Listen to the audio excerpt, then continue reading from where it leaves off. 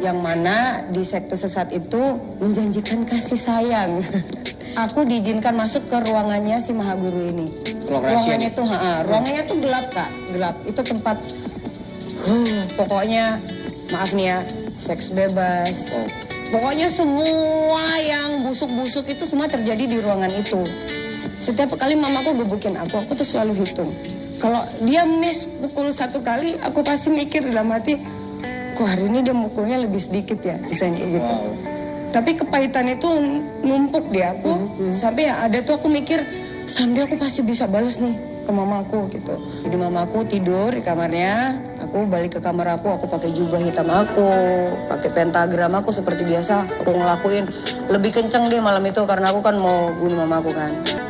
Halo Kalea, apa kabar? Baik, puji Tuhan. Nice to meet you in person ya. Sama-sama, dan Kak. happy banget Kalea bisa ada di tempat ini buat sharing. Senang sekali. Ceritanya bagaimana Yesus mengubahkan hidup Kalea. Oh yes. Thank you so much. Sibuk apa sih sekarang di tengah kesibukannya? Aku masih tetap aktif kesini, nari, tetap aktif nari. Narinya di mana biasanya Kak? Aku lama di Agnesmo dari 2002 sampai 2019. Wow. Terus aku resign karena kecapean. Jadwalnya padat banget tuh ya? Jadwalnya. Iya, gitu.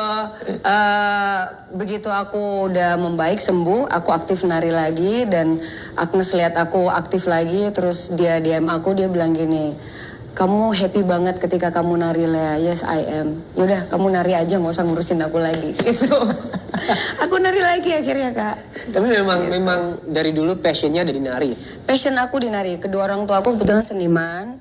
Papa musisi, mamaku penari, dan anaknya tada. Jadi kayak gini. Nurun ya darahnya. Nurun ke anaknya. Gitu.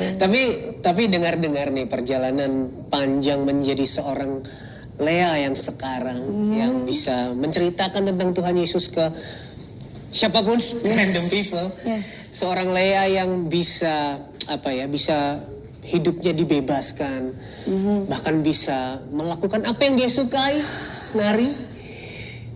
Itu melewati perjalanan hidup yang Prosesnya panjang, Kak. Gitu. Dan ini aku pengen denger sih, maksudnya apa aja yang pernah dilewati, masa lalu yang seperti apa yang dipulihkan, yang ditebus oleh Tuhan dalam hidup Kalea. Prosesnya ya, kalau otak manusia pasti nggak masuk akal. Gitu, kayak kok bisa ya gitu. Tapi bagi Tuhan tidak ada yang mustahil ya, Amen. Kak. Dan awalnya itu sebelum aku jadi anak Tuhan Yesus gitu, aku benci sama Tuhan Yesus. Nah kenapa tuh? Gitu, karena keluarga aku, mama papa aku kebetulan pada saat itu rumah tangganya tidak harmonis. Gitu, jadi aku anak korban rumah tangga yang berantakan, kalau bahasanya gitu ya. Gitu. Dan aku tidak dapat kasih sayang yang cukup dari orang tuaku karena mereka dua-duanya sibuk. Jadi aku juga jadi kayak samsak, Kak, di rumah. Mamaku kebetulan kan guru karate. Jadi kalau berantem mama papa, itu kalau papa berangkat kerja, kakak-kakakku sibuk kegiatan di luar, aku si bungsu kan tinggal di rumah sendiri tuh. Wah, bambuk-bambuk pasti kena. Pelampiasan ya? Pelampiasan. Oh jadi selain mama seorang penari, beliau juga seorang guru karate? Guru karate. Wow. Senpai juga dia. Gitu. Jadi kepahitan aku, Kak. Ada rasa sakit hati melihat kedua orang tua yang sering bertengkar, ya, dan bahkan menjadi pelampiasan dari pertengkaran orang tua tersebut. Iya, jadi gambaran kasih sayang cinta itu nggak ada. Gitu. Sama sekali. Nggak ada. Gitu. Sedikit pun kayak maksudnya bagaimana seorang ibu atau seorang ayah memberikan pelukan atau memberikan. Mungkin ada, tapi lebih banyak kuota kepahitannya kali ya, gitu. Mungkin pasti ada, nama orang tua pasti ada, tapi itu cepat hilang karena lebih banyak digebukinnya, gitu, daripada dipeluknya, gitu. Dan setelah aku udah gede, aku sadar bahwa oh itu cara mencintai mereka, tapi salah caranya, gitu. Karena akhirnya aku dipulihkan kok sama orang tuaku, tapi melalui proses yang juga panjang ya, gitu. Karena sebelum akhirnya aku ditemukan sama Tuhan Yesus, itu aku join sama sekte sesat Yang mana di sekte sesat itu menjanjikan kasih sayang dengan caranya mereka. Itu sesat. Gitu. Sesatnya pokoknya bablas deh, Kak. Sorry. Jadi pertanyaannya sebelum masuk ke sekte ini, apa yang terjadi? Gitu maksudnya siapa yang ngajak? Kok bisa gitu kan? Kok bisa ketemu gitu? Itu SMP kelas 1 aku. Cukup muda ya? Cukup muda. Di pikiran aku pada saat itu tuh Kak, gimana ya caranya aku bisa balas mamaku ya. Setiap kali mamaku gebukin aku tuh selalu hitung. 1, 2, 3, 4. Kalau dia miss pukul 1 kali, aku pasti mikir dalam hati, kok hari ini dia mukulnya lebih sedikit ya, bisa kayak gitu. Bisa kayak gitu. Aku nggak fokus ke sakitnya, tapi aku fokus ke hitungannya supaya kalau kemarin aku dipukulin aku nggak apa-apa, hari ini aku pasti juga nggak apa-apa gitu. Tapi kepahitan itu numpuk di aku sampai ada tuh aku mikir someday aku pasti bisa balas nih ke mama aku gitu. Walaupun menurut aku nggak mungkin aku bisa balas karena dia udah jago. Dia senpai dia gitu. Walaupun aku pukul pasti dia kan ngelesnya pasti lebih jago dari aku kan gitu. Tapi di pikiran aku pasti pokoknya aku harus bisa balas mamaku nih. Pokoknya kepahitan aku adalah aku bisa balas mamaku gimana supaya kalau mamaku mukul aku bisa yang kayak nggak sakit gitu. Atau kalau bisa aku bisa ngeles gitu kan. Sampai akhirnya pas aku SMP kelas 1 itu aku ketemu sama satu sosok temen aku satu kelas. Itu dia ngajakin aku suka ngelamun di perpustakaan sekolah di lantai 2. Ngelamun dan suka ngomong sama diri aku sendiri. Nah nih buat anak-anak muda nih ya, jangan sembarangan ngucapin sesuatu. Karena apapun yang kita ucapin itu ditangkap sama iblis. Waktu itu ngomong apa? Aku ngomong gini, ayo dong gitu, siapa nih yang bisa nolongin aku nih? Supaya aku bisa ngelawan nyokap aku gitu. Bisa aku ngelawan mama aku ini gitu, bisa lebih hebat dari mama aku. Aku ucapin itu terus menerus, jadi kan jadi kayak doa kan jadinya. Si teman aku ini, hari itu dia memberanikan diri untuk nyamperin aku. Terus aku cerita tentang keluarga aku kan, mama aku gimana, di rumah sering mukulin dan segala macem. Terus si teman aku bilang gini, kamu mau nggak nanti pulang sekolah ikut sama aku? Aku juga ngajakin teman-teman yang lain kok. Kita pergi, diajak ke satu gedung, gedungnya itu namanya, itu bank. Di salah satu jalan protokol di Surabaya. Ke sana naik ke lantai 11. Sampai lantai 11, gila aku nggak bisa lupa lantai 11. Terus aku ngeliat itu awalnya kayak gini Kak, ya elah cuman bela diri begini ece-ece ini tiap hari mama aku juga gebukin aku juga kayak gini kan modelnya kayak ya sama aja ini remuk-remuk juga gitu kan. Terus mata aku tertarik sama yang di belakang. Yang jadi adalah? Kayak pasukan khususnya mereka. Jadi yang mungkin udah levelnya tinggi. Ya, itu udah pakai jubah hitam semuanya. Wow. Udah pakai lilin dan segala macam. Nah, aku fokusnya nggak yang ke murid-murid ini, aku yang ke belakang. Aku ngeliatin gini, wah itu kayak keren tuh. Aku merhatiin, aku nggak langsung nanya ke temen aku ngeliatin terus. Waduh, dipukul kok nggak apa-apa gitu kan, digebukin kok ini terus api tuh digituin kok. Pokoknya yang tidak biasa dilihat mata orang awam Tebal itu. lah ya. Hebat deh, pokoknya hebat gitu. Kayak yang ada di film-film lah ya. Itu aku lihat di depan mata. Baru aku bilang ke temen aku mau join, tapi aku mau yang kayak di belakang. Yang kayak gitu tuh, aku bilang gitu.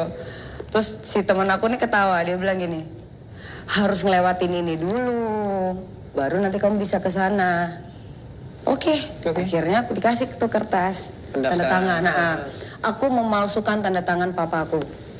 Karena harus ada tanda tangan orang tua. Nama bla bla bla tanda tangan orang tua. Terus aku bilang ke temen aku palsuin tanda tangannya boleh nggak? Terserah. Oke deh, gampang kok tanda tangan papaku. Aku kasih kan, udah. Mulai hari itu officially aku bergabung dengan aliran itu. Pada saat itu aku belum tahu itu sesat atau tidak ya Kak, karena itu kayak bela diri karate pada umumnya. Rajin Kak aku. Pulang sekolah walaupun capek, hidup aku jadi lebih bersemangat karena ada tujuannya kan. Kalau gue lebih jago, wah gitu kan. Ada makna hidup, ada makna yang salah tapi. Salah tapi Kak, gitu kan. Udah nih rajin aku Kak tiap hari. Temen aku kadang, aku kayak hari ini aku nggak bisa pergi deh. Aku pokoknya nggak ada bolosnya. Nggak boleh absen. Nggak boleh absen karena aku ada tujuannya kan. Nah karena aku rajinnya itu dan mungkin karena basic di badan aku udah ada keturunan darah seni ya, jadi menghafalkan koreografi bela diri kan cepet sekali gitu. Teman-teman yang lain itu naik tingkatannya agak sedikit lama Kak. Aku cepet sekali.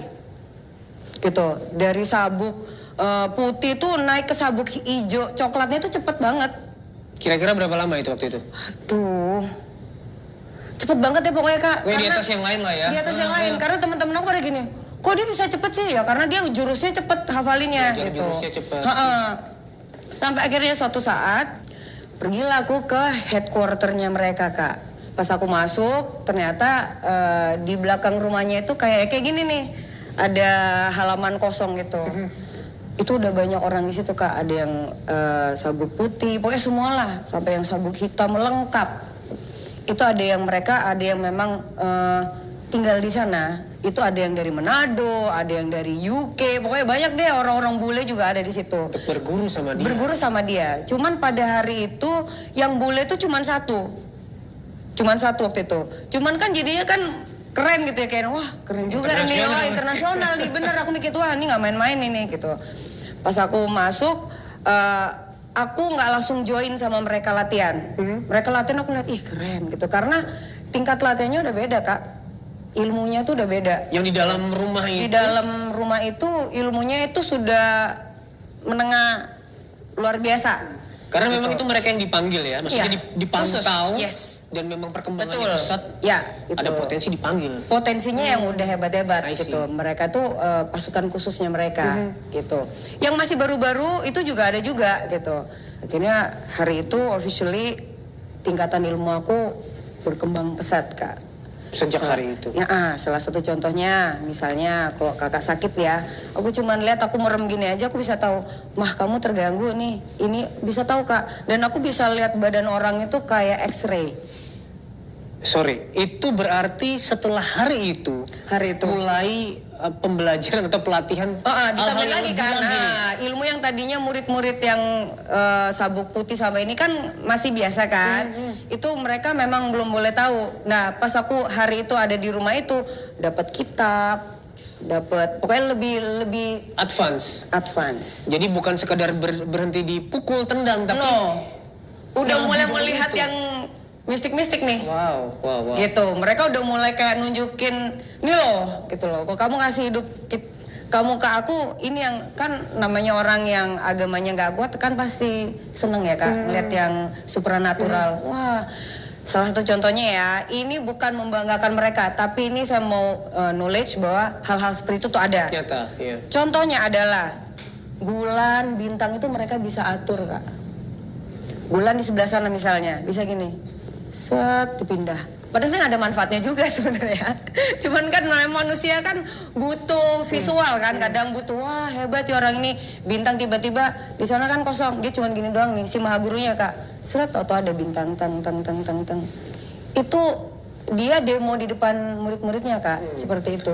Kalau yang mungkin aku tangkap ya itu sebuah tipuan kali. Maksudnya gini, orang-orang yang berada di dalam kendali mereka tentu akan melihat itu sebagai wow bisa gerak nih bulan. Ya. Tapi aku percaya sih bahwa alam semesta kan ini kan di bawah kendali Tuhan ya. Yes. So sebenarnya itu mereka tidak benar-benar memindahkan itu, tapi orang-orang yang di bawah kendalinya gitu ya. Betul, setuju. Ini Kak, ini yang kerennya. Ketika aku udah di tahun yang ketiga ya, aku diizinkan masuk ke ruangannya si maha guru ini. Ruangannya tuh gelap Kak, gelap. Itu tempat pokoknya maaf nih ya, seks bebas. Pokoknya semua yang busuk-busuk itu semua terjadi di ruangan itu. Valentine tuh dirayakan dengan seks bebas. Terus kalau maha guru ngomong apa itu kita harus nurutin Kak. Kalau enggak nyawa kita kan hilang kan. Misalnya gini nih, kamu besok pacaran sama ini ya, kita nggak bisa bilang enggak. Oh berarti ini udah petua dari. Kamu besok sama ini ya, kamu besok sama itu, dia udah, dan kita harus nurut. Iya. Gitu. Nah, balik lagi ke tadi yang aku bilang Tuhan Yesus itu lebih besar dari mereka. Iblis aja ngakuin Kak. Jadi di belakangnya si maha guru ini ada fotonya Tuhan Yesus. Tapi kecil sekali. Dan mukanya Tuhan Yesus tuh sedih. Terus aku nanya ke dia, loh Kak, kamu kenal sama orang ini? Terus dia ketawanya tuh kayak iblis. Gitu kan, menyeringai dia kalau ketawa. Kenal, dia bilang itu. Siapa sih yang nggak kenal sama dia? Iblis aja bisa ngomong kayak gitu loh, Kak. Terus aku bilang gini, kenapa mukanya sedih? Ya dia kan disalib, dia bilang gitu. Terus pertanyaan saya, untung saya nanya, Kak, kamu berani nggak sama dia? Kakak tahu nggak jawabannya apa? Tidak ada satupun makhluk hidup di bumi ini yang berani sama dia. Itu iblis loh yang ngomong. Suka citaku. Tapi pada saat itu aku nggak sadar, Kak. Ya kan? Setelah sadarnya tuh setelah aku udah bertobat baru yang kayak bam. Selama ini aku izinin kamu loh. Mau nangis aku. Aku izinkan kamu untuk dengar sendiri bahwa iblis aja mengakui bahwa aku tuh sehebat itu loh. Tapi di Alkitab pun tertulis bahwa memang setan pun mengakui. Gitu. Tapi memang makanya itu kalau orang bisa mengakui dan percaya itu anugerah.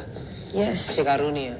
Dan aku merasakan itu, Kak. Iya. Siapa sih Lea Tikwalu?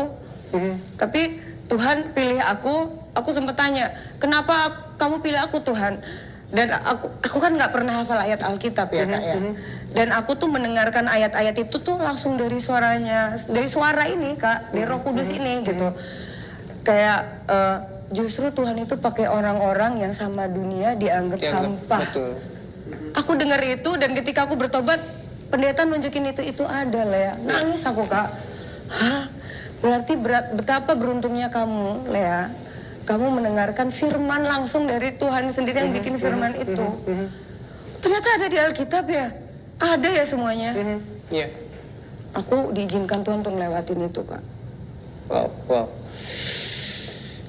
Aku sempat bertanya, Kak, gini. Tuhan, kenapa kamu izinkan hal itu terjadi di hidup aku? Tuhan bilang gini, apakah kamu mau aku untuk mengkristenkan anak-anak muda? Tuhan bilang, enggak. Aku cuma pengen dunia tahu bahwa aku tuh mencintai mereka sebegini besarnya loh.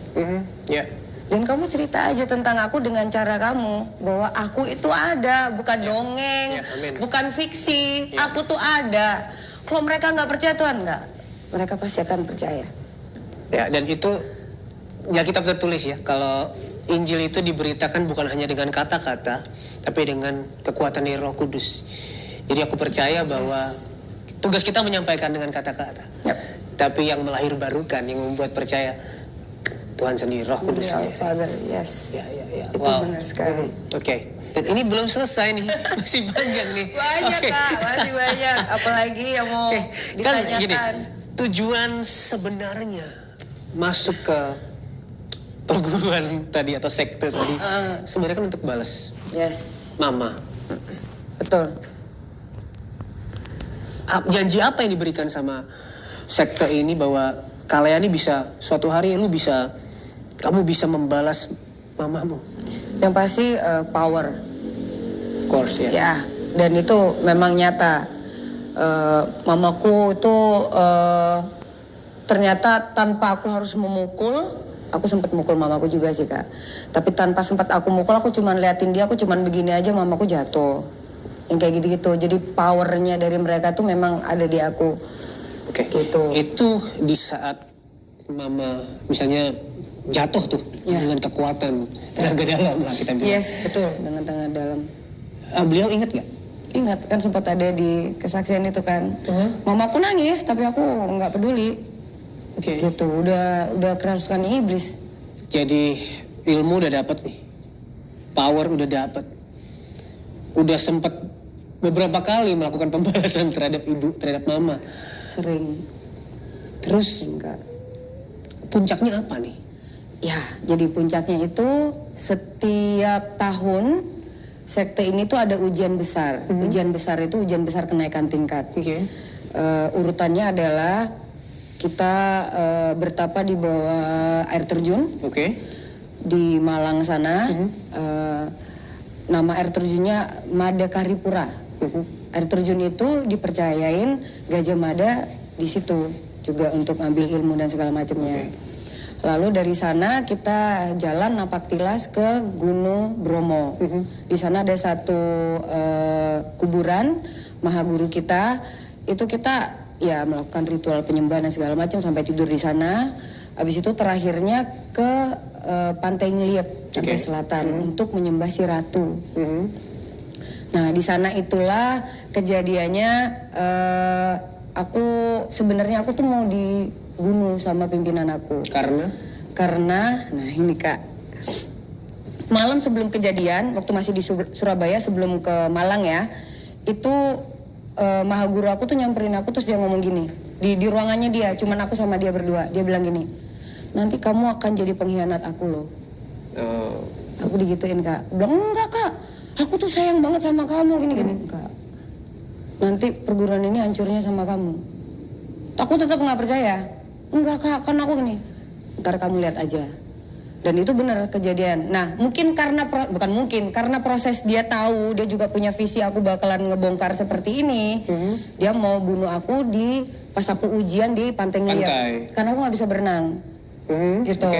Ujiannya itu sikap dasar, kuda-kuda terus maju, terus dihajar sama ombak, terus maju lagi. Nah, ketika aku maju yang terakhir, itu kan di belakang aku ada muridnya ya Kak, ada murid-murid banyak kan. Pas maju lagi, itu badan aku tuh keseret ke dalam, ke palung gitu. Nah, pada saat itu teman-teman aku tuh nolongin aku Kak, 5 orang. Ada yang dari UK, ada yang dari Itali, yang 3 ini dari Indonesia. Ada yang dari Semarang juga, ada yang dari Nigeria juga.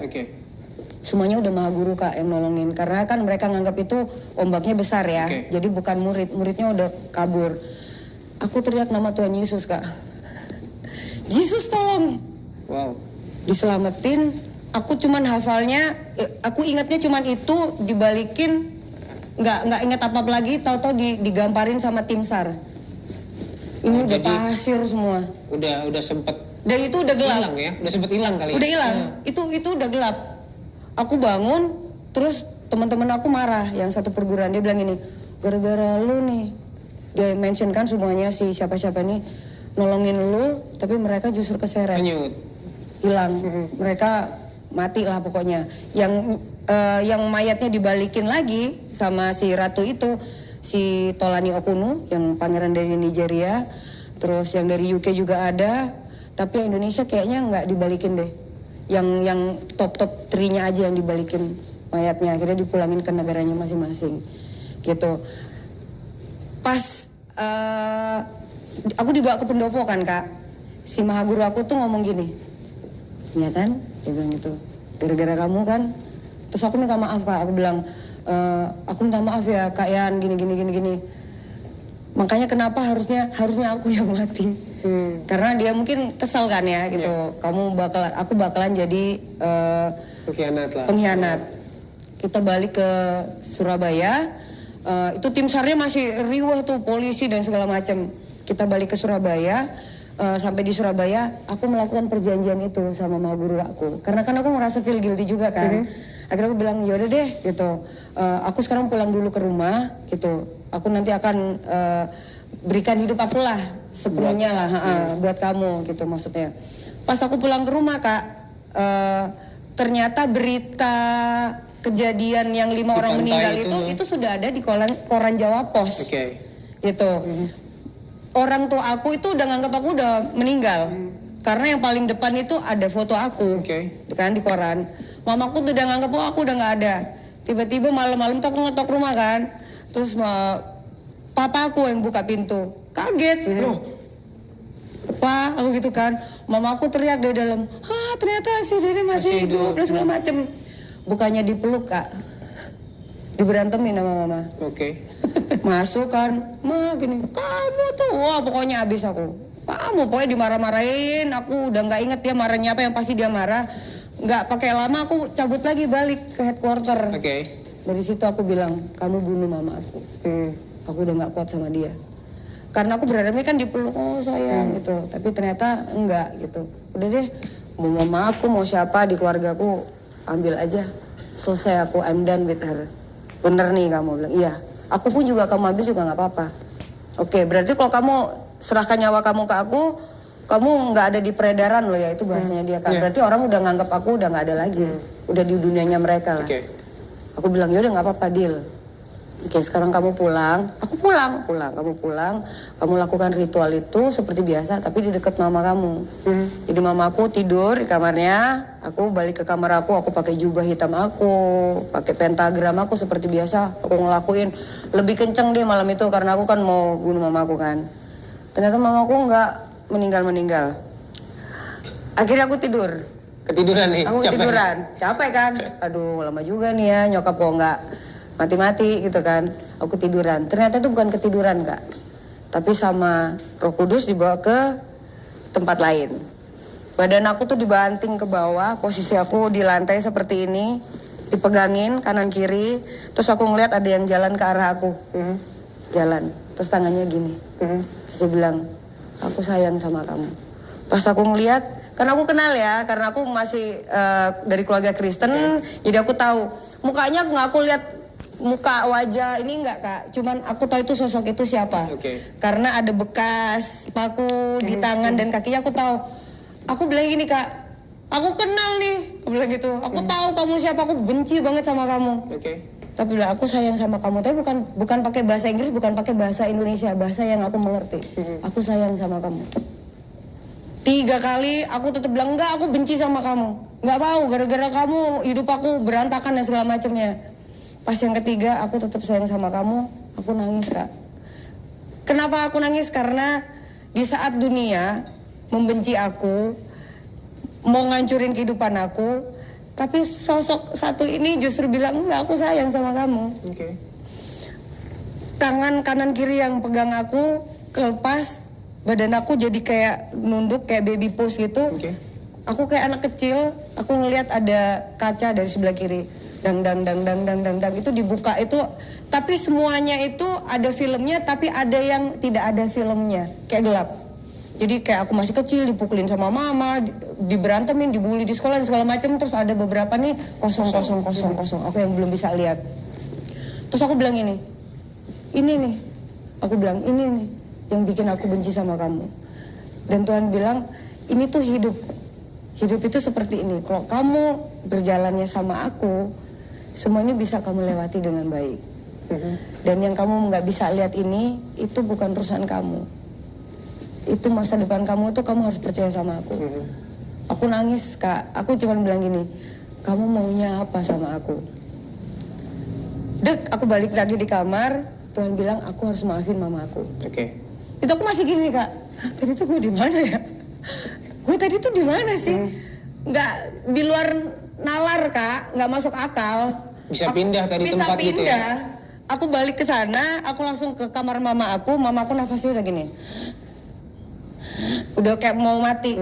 Terus aku peluk mama aku bilang, Ma, aku mau ngaku sama mama selama ini, cerita aku semuanya.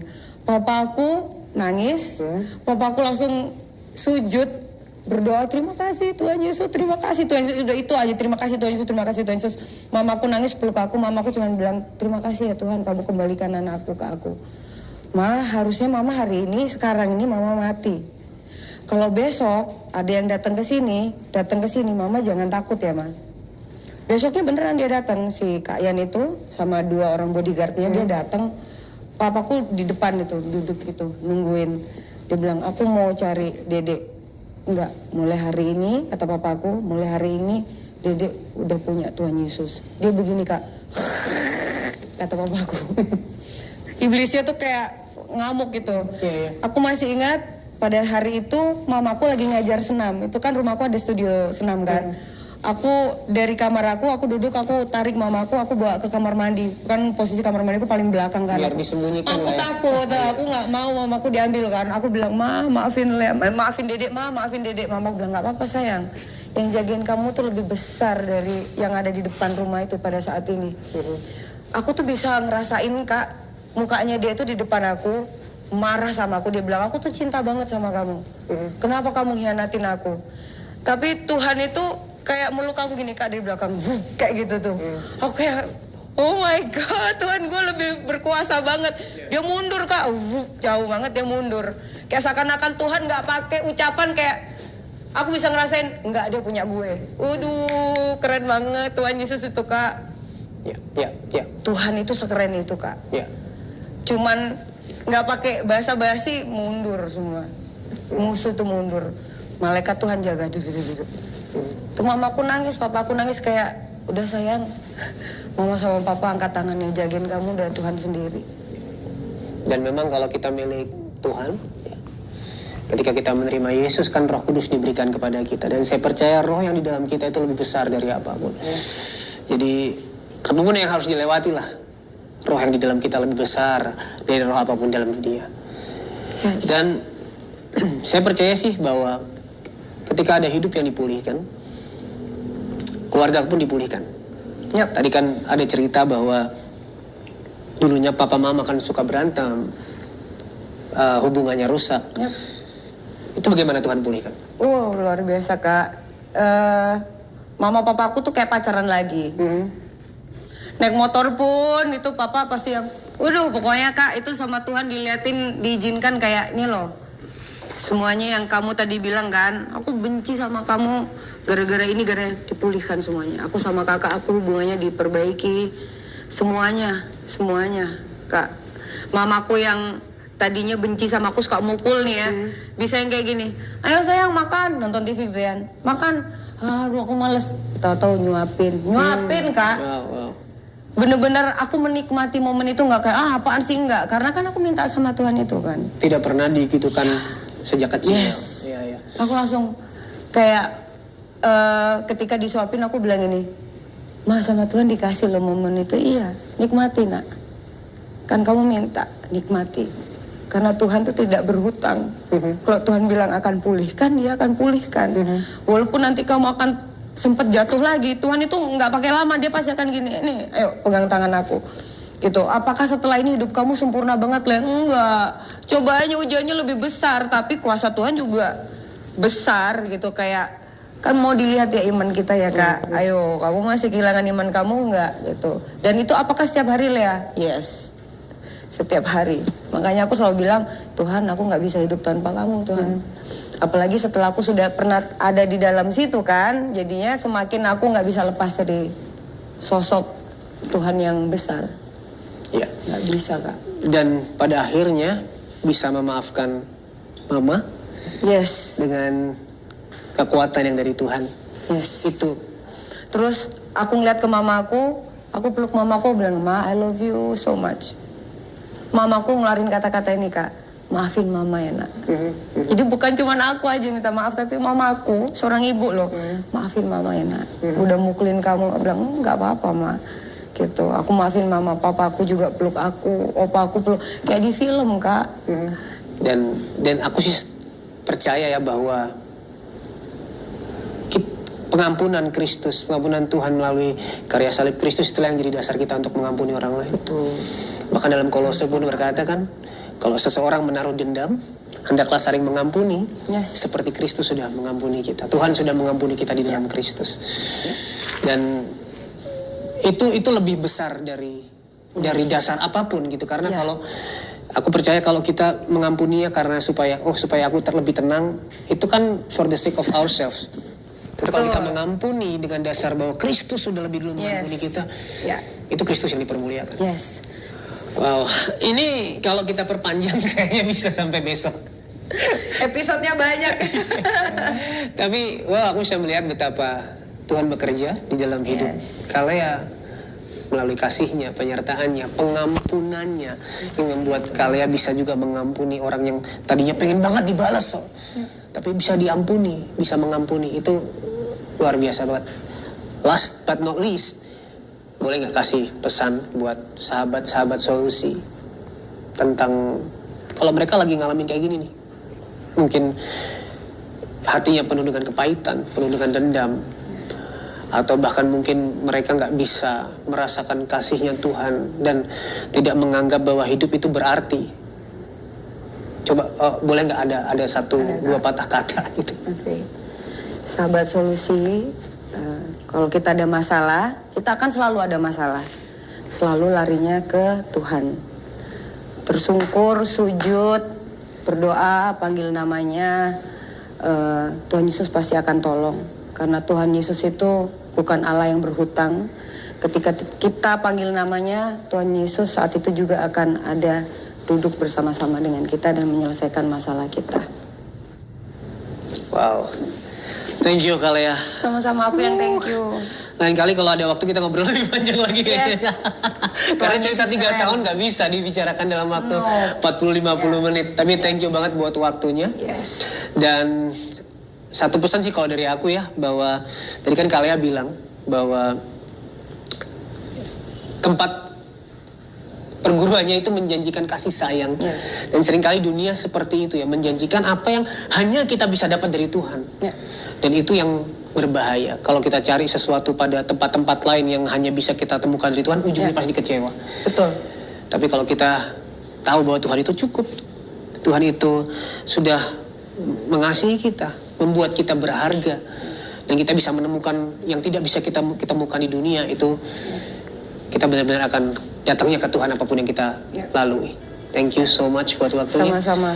Wow. Dan sahabat solusi, kalau sahabat solusi sedang mengalami hal-hal seperti yang Kak Lea alami tadi, menaruh dendam, sakit hati, kepahitan kepada orang-orang dan susah untuk mengampuni atau bahkan mencari hal-hal yang hanya bisa didapatkan di dalam Tuhan Yesus ke tempat-tempat yang lain dan pengen banget rasanya bebas dari itu.